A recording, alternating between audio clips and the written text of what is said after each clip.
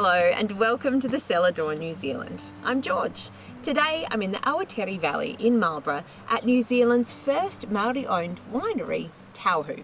I'm here to learn about the winery and taste some wines, of course. Let's go.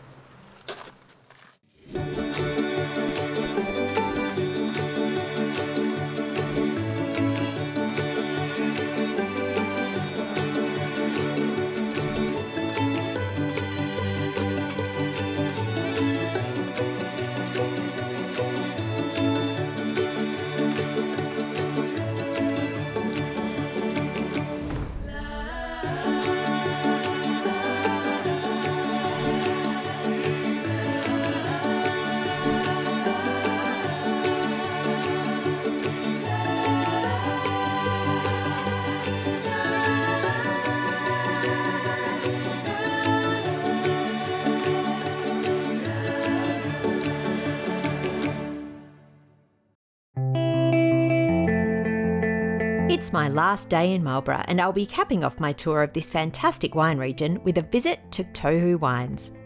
100% Maori and family owned, Kono's Tohu Winery has produced over 1.5 million bottles of award-winning Sauvignon Blanc.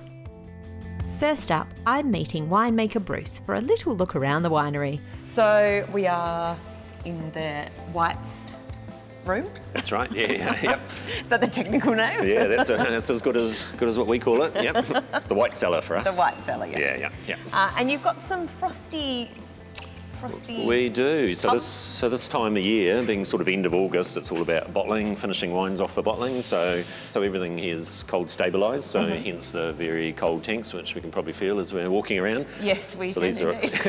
So these are all being held at sort of -4 at the moment, pre-filtering and pre-bottling. So for us at this time of year, we're just sort of working our way through all the tanks, and we've had a very big vintage, so we've got a lot to work through. Oh, great. And obviously really sort of high demand out there at the moment as well for Marlborough Sauvignon. Well, always high demand actually, which is kind of nice from our perspective. Yeah, very good. Yeah. So it's just working our way through getting things cold. These are sort of heat stable, cold stable now.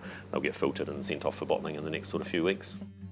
Well, when in Marlborough, let's try the Sauvignon Blanc.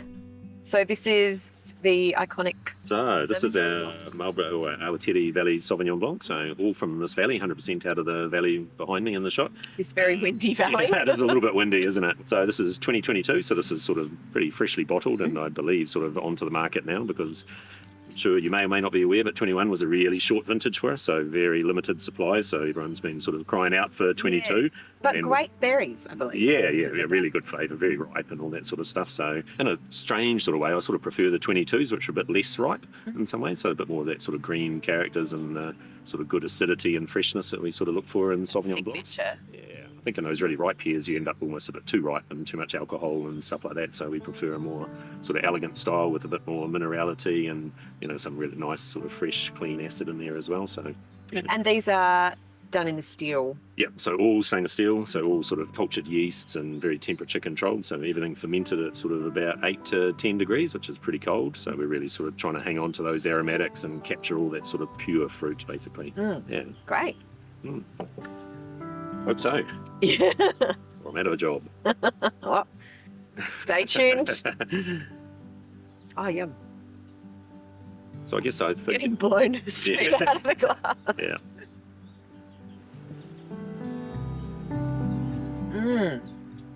So lots of freshness. Yeah, really fresh, but that lovely kind of...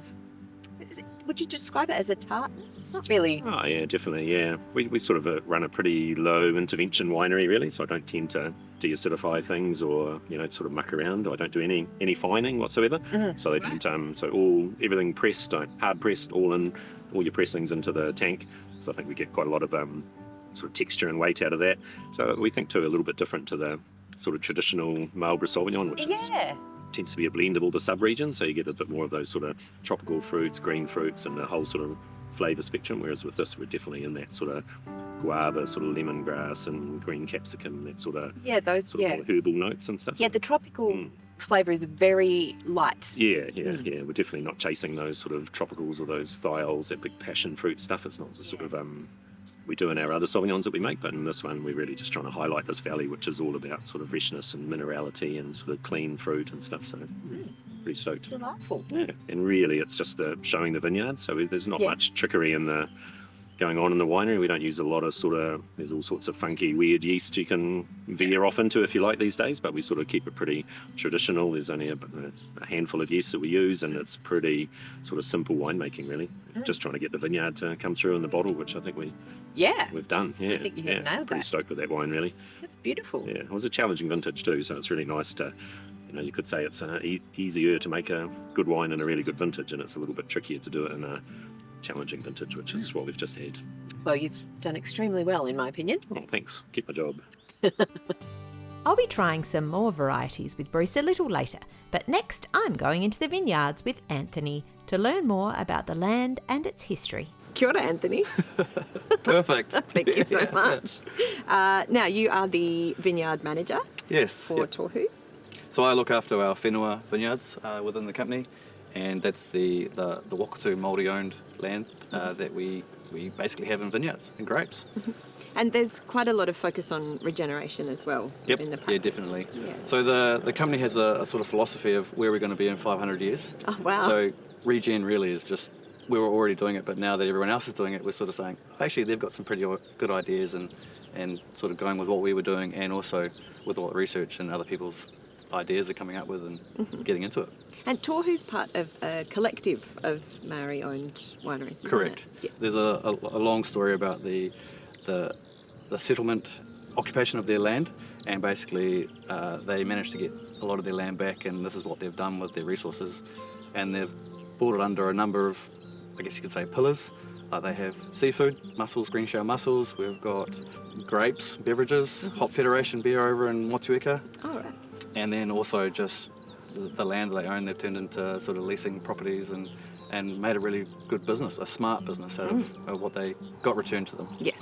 Yeah. It's a very diverse portfolio. Yes, it's great. So we sort of rely on each other. When one business sort of doesn't do so well, the other businesses sort of pick us all up, and it's great because no one really gets restructured or put out of the company. I think we had a company meeting maybe a year ago, and I think it was 4 staff, and those 4 staff together had like 100 years service together. Oh, wow. For Wakatu. So it's a primo company to work for. Yeah. I've been here 3 years. Uh-huh.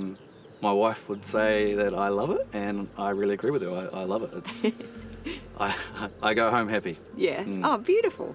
Now, of course, your side of the business is the vineyards. Yes. Yep. Yep. So your main vineyard is in the... Upper Awatiri. Yes, that is what I So was going to we say. are standing in the Awatiri Valley at the moment. To the left of us is the Awatiri River exits out into the ocean, and then 300 metres up above sea level, about 35 minutes drive from here, is the vineyard Whenua Awa that I look after. So you'd have quite different challenges there than you would have down here. Yeah, totally. So, Tapio Nuku is the mountain range, or the single mountain peak you can see in the distance there.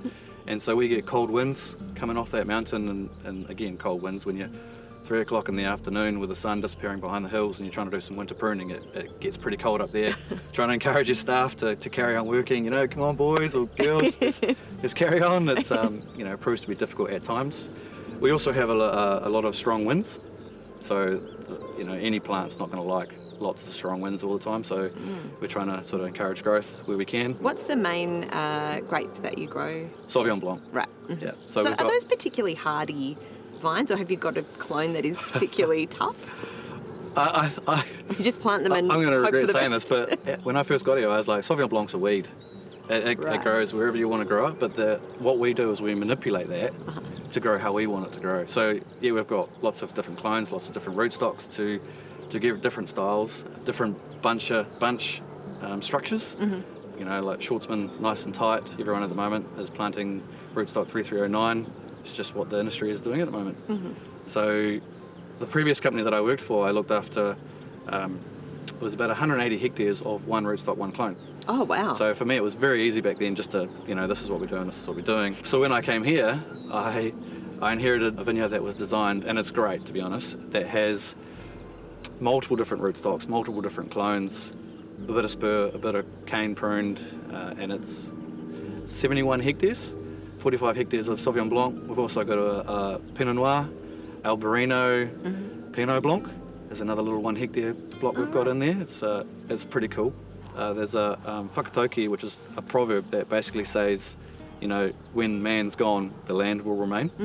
So the company sort of sees that, there's kaitiakitanga, which is guardianship, I guess is another explanation. So the company really says, look, you're not going to be here in 100 years, so you're the guardian of this land for the next person that takes over.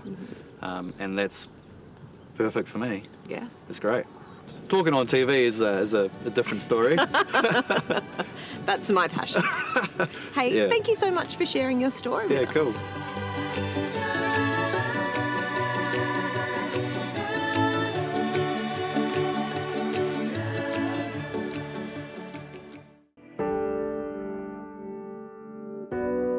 I'm in Marlborough at Tohu Wines, where it's not just Sauvignon Blanc on offer.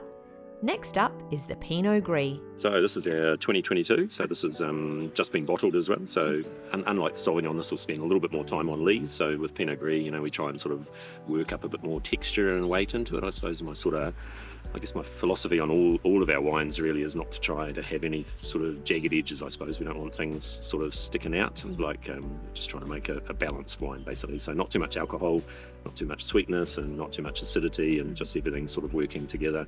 So Pinot Gris, that's a bit more of a challenge possibly than some of the other varieties, because you can be a little bit sort of bland if we pick it too early. If we pick it too late, it'll be too alcoholic or too much residual sugar in it. So with this, we're really aiming for that sort of sweet spot of 13% alcohol and pretty dry as well. So it's a sort of drier style of Gris, but we're trying to work weight and texture into it, but not using sugar and alcohol to achieve it. So some of those techniques, like a little bit in barrel, not very much, so you wouldn't taste the oak in it, but more sort of lees work, so lees stirring in the tanks, and it's a bit more an intervened wine, I suppose, than something like Sauvignon, where you're really trying to stay more hands off. So in terms of the difference between like flavour profiles, because of the lees, is this one a little bit more bready, a bit more? Yeah, I think you get a little bit of that coming through, but I guess we're sort of Pinot Gris does an interesting thing, or it does it in this valley anyway. I'm not too sure about the rest of the world, but in our valley, we'll tend to get a sort of a flavour spike at an early bricks, or what the Australians would call beaumais. So at that sort of earlier ripeness level, we'll get sort of pear and a little bit of sort of nice spice into it, and then for some reason, I don't really know why, but for some reason it falls into a bit of a hole after that sort of level of ripeness, and as it gets a bit riper, sort of goes a bit bland, and then it gets really sort of that unctuous sort of much riper, richer flavours later on. So we really try really hard to grab it at that first sort of flavour spike before it falls in the hole, obviously, and before it gets too sort of alcoholic and rich and too sweet, basically. Okay. This is also 100% from the Awatere Valley. So we take it from a couple of little vineyards from some friends of ours, Gus and Nora Cameron, who are just across the river there. Hi, so guys. A little block just over there, and a little bit from an organic vineyard that we source fruit from down a bit closer to the ocean as well. So they sort of quite different characteristics. They're probably harvested a couple of weeks apart, but they're both sort of really good growers and really good concentrated fruit, and so we sort of put those together, and so we're pretty stoked. In a challenging vintage, not the worst one ever, but it was definitely challenging 22. So a fair bit of disease pressure out there, so we're sort of lucky as a small winery, we can jump in and pick things, really direct that sort of harvesting as it suits us, so we're not sort of quite beholden to just giant volumes sort of thing. So I'm pretty rapt with how these have come out, considering what we had to deal with. So they're sort of clean and fruity and looking good. And delicious. Yeah, that's good. So hopefully you could see that sort of, some of that sort of biscuity, sort of brioche sort of characters that you get from lees stirring, and a bit of contact with the lees for probably sort of 3 to 4 weeks for these, so not a long time. And hopefully, it's not into that. Yeah, it's that sort of pear and spice, that sort of baked apple and things like that in there. It's not just white wine on offer. So Bruce is giving me a quick look around the red wine production before our final glass. So for us down here, it's all Pinot Noir, so none of the sort of Bordeaux varieties. So our only reds in here are Pinot Noir. So these are all in sort of temperature controlled, humidity controlled barrel halls, sort of aging, pre-malo, be out and coming out of barrel in sort of February, March for bottling. Okay. Yeah. So these are all our sort of open top red fermenters. So they're all empty at the moment, obviously. Basically just used for sort of end of March through to end of April, and then obviously pressed off and put into barrels. So all the reds are in barrel here. And How long have you been with Tohu? Oh, I've been here quite a while now. So I started back in the middle of 2008. Okay. Yeah, so how long is that? 14 years? Something like Yeah, that. gold watch is about to come, I suppose. So, excellent. Yeah. So no, I've seen a lot of changes and everything. So I predate the winery as well. So we purchased this winery in 2012 too. So we're Okay. So prior to that, where were you? we were making sort of contract wineries around Marlborough. So we were making in a couple of different places. So in about 2012, we'd sort of outgrown those facilities, I guess. And this winery came up for sale. This had been built beforehand by another company. And it was such a great little facility right in the middle of where all our vineyards are. So it was a really sort of perfect fit for us. So Did you already own the vineyards? We owned the around vineyards, it? yeah. But and even before that, we were more of a virtual winery as well. So we started out back in the day with no vineyards, just contract growers making our wine in contract wineries, like one employee basically. And then when I started with us, I was the only sort of winemaking employee, I suppose, if you like. And then as we've added on more vineyards and more wineries, it sort of got more and more You've got a bit of a complicated. team now. Yeah, I do have a bit of a team. Yeah. Yeah. Very good team, very consistent team too, which is really good. Oh, Yeah. great. When this job opportunity sort of popped up, I was like, oh, what an amazing chance to sort of make wines that are really focused around this valley and around our Whenua Awa vineyard in particular. Yeah, so a pretty attractive sort of idea at the time. Yeah. Time to try the Pinot Noir. We have our 2019 Tohu Pinot Noir. Okay. So this is again from the Awatere Valley, sort of predominantly from our vineyards. This is all 100% hand-picked and aged in sort of good French barrels, basically. Not a lot of new oak, sort of under that 20%. I use sort of less and less new oak as I get older, really, and sort of Mellow. yeah, less about sort of being big in your face sort of things. So so again, we're sort of trying to make something that doesn't sort of stick out with jagged edges. I suppose we're really looking for sort of, the oak in a supporting way and alcohol in a supporting way as well, and not too extracted either. So Pinot Noir should be a sort of a nice sort of elegant wine. Really, we're not trying to make that Sink back into a lovely leather chair. Yeah, there you go. And so this is from Anthony's vineyard? Yeah, predominantly from Anthony's vineyard, with a little bit from here, and from a really good vintage as well. This is our sort of current release 2019, which was a really cracker vintage for Pinot Noir and Marlborough. So all of our Pinots out of 2019 are pretty good, and all of Marlborough Pinots are pretty good in fact, we've had a really good run. 19s, 20s, 21s and 22s have all been really good for Pinot. So it's a great time to be drying them. In 19, it's got a little bit of age as well, so it'll be hopefully showing some sort of secondary characters as well. Yeah, so as we're moving from into an aged Pinot, how does the flavour profile change? I guess you just start losing a little bit of that primary fruit. So sort of where our vineyard is, Marlborough I would sort of characterise in general as being in that sort of red fruited sort of strawberry raspberry sort of characters. Whereas Kind of bright. Yeah, exactly. Very bright and sort of clean fruit, and that's in the main Pinot growing areas in Marlborough. Where we are is a little bit different, I guess. There's other people growing around us, obviously, but where we are, we're sort of very high altitude, so about 240 metres above sea level, and a very, very windy sort of exposed site as well. So really low crops, and we get a very distinctive sort of wild thyme character coming through it. So there's a lot of wild thyme actually growing in the mountains and the hills around us. So that sort of seems to come into the wine. A very fine line, you have to tread a fine line between having sort of green herbs, which is pretty unattractive, or having a more of a dried herb in a sort of supporting role with the plums and the sort of cherry fruit coming through. Yum.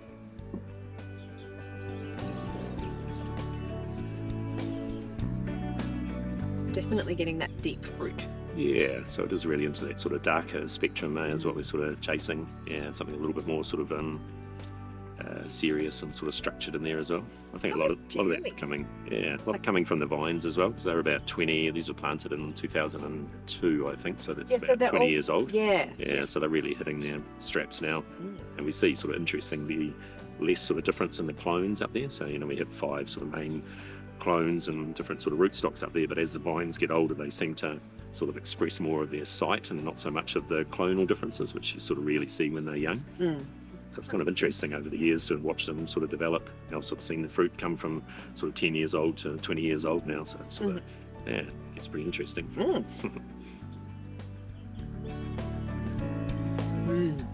Yeah. So hopefully you're not seeing too much oak come through or alcohol or anything. No. It's sort of all sort of elegant and sort of should flow across the palate, I guess. Very elegant and delicious. Yeah, cool. I'll just check again, obviously.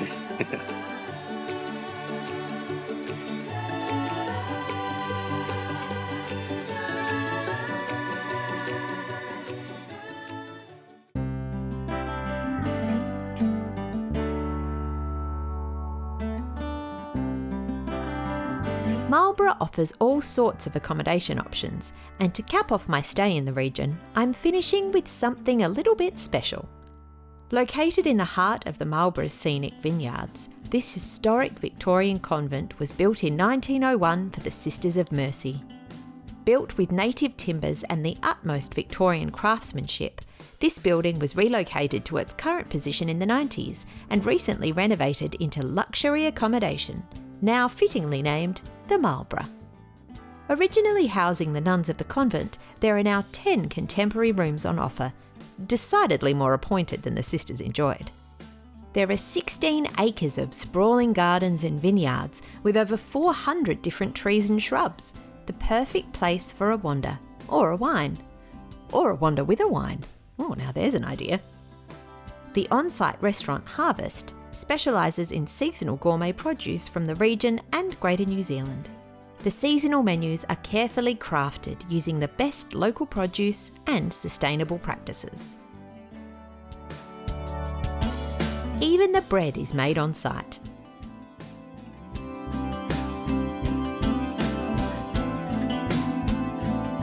Dishes are designed to be simple, light and satisfying. No overly ornate tweezer food here.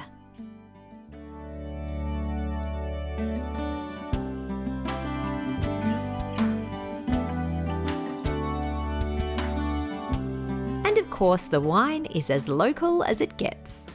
The Marlborough now produces its own wines from its vineyards, which grow the world-famous Marlborough Sauvignon Blanc, as well as Riesling, Malbec and Merlot. And there's a lovely rosé on offer too. I've worked up quite an appetite today, so Chef Toby is preparing me a special dish in the kitchen: grilled lion's mane and oyster mushrooms. These are local mushrooms from right here, grown right here in Marlborough. So here we have, it's a little bit different to usual field mushroom. Here we have a lion's mane mushroom. So this is incredibly beneficial for the brain, very healthy for you, and has a slight flavour of lobster or crab, kind of the sweetness. So we're going to portion some of these and we're going to grill them. And here we have New Zealand native oyster mushroom. So he's gone out and he has taken the spores, and this is a cultivated mushroom endemic to New Zealand as well. So there's a lovely kind of sweet, meaty flavour of the oyster mushrooms, and they'll just complement each other. Just going to take away a bit of the stalk here, like all the mushrooms. We've got a lovely grilling basket, which is very handy to grill up all the food and everything. And all we're going to do is just simply grill these. So we're going to season them up a little bit of salt. Here we've got some extra virgin olive oil that we use, we spray, so it makes it more even. And we buy this is extra virgin olive oil from our neighbours. So we literally just go over the hedge and get the first press virgin oil.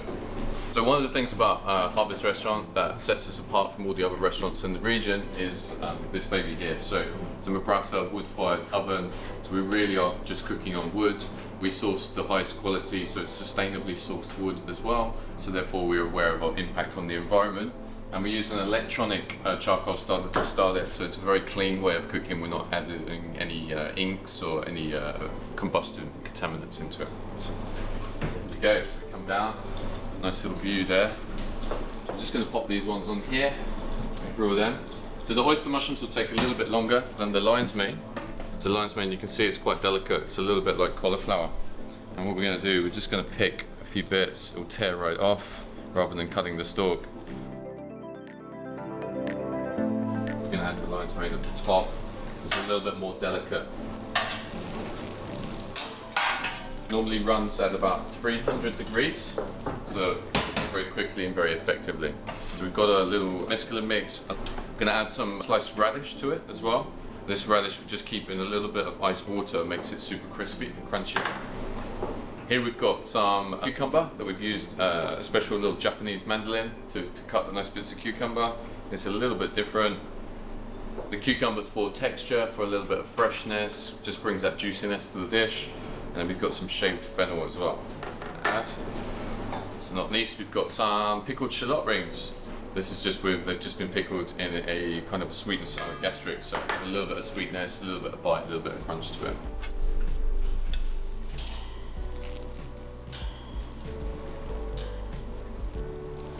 So here I had a miso and tofu cream.